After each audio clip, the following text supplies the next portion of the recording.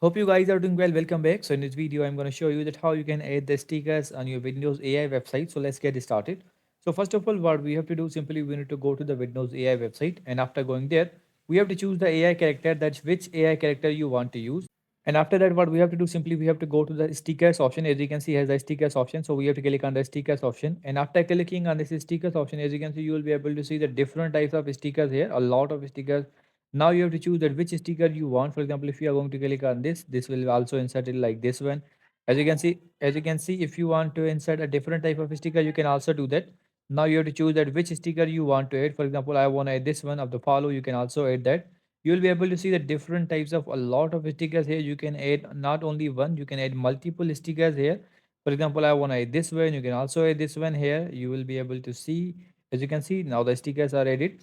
So in this way, you can add the different types of stickers, multiple stickers into a video of the Vidnoz AI website. I hope you guys understand this video that how you can add these interesting stickers on your video. So see you guys in the next video.